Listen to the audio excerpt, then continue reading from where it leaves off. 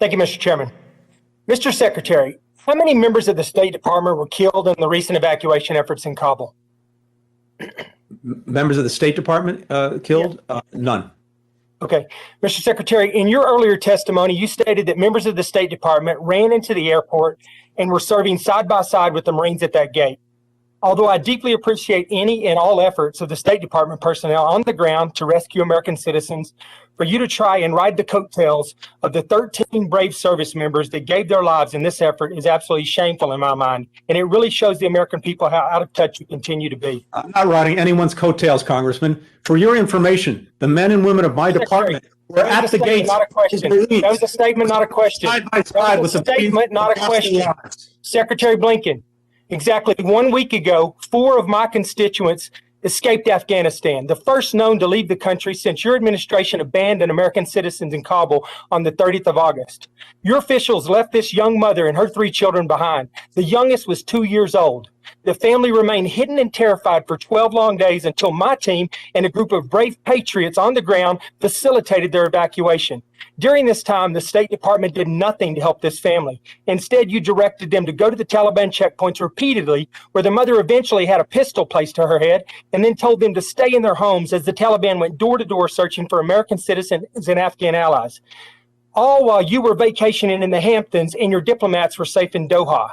Then miraculously, after their safe arrival, the State Department jumped in to claim full responsibility for what had happened. The response from your team is revolting. It takes credit from the brave patriots who risked their lives to actually bring my constituents home safely. Mr. Secretary, did you even know of this family's existence until you wanted to take credit for their harrowing journey?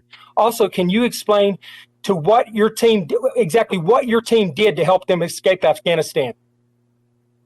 My team has been working 24/7 around the clock and around the world to get every American citizen who wishes to leave Afghanistan and their families out. They've been putting themselves on the line. They've been putting everything on the line to do that. I very much applaud the efforts that people, including yourself, have engaged in to do the same thing, to help bring people out. And I'm glad that we're able to work together to do that, including in this case, where, to the best of my knowledge, we facilitated their departure from Afghanistan, including making sure that we worked to get Taliban to allow them to leave, as well as working at the border with consular officials to make sure that they could be received when they got to Uzbekistan and cared for. So I'm glad that we were able to do that together.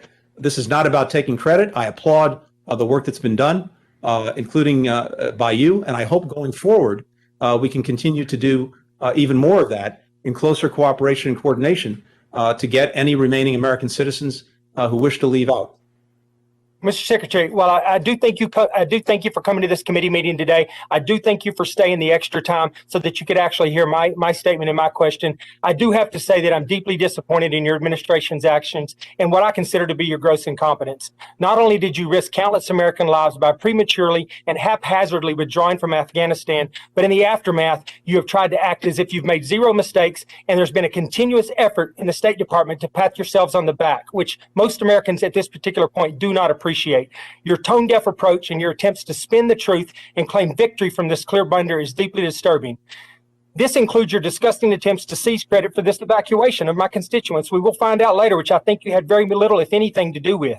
You and the rest of the Biden administration owe the American people an apology. You have ruined any trust we have with our allies and any credibility we have on the world stage. And with that, Mr. Chairman, I yield back. Thank you.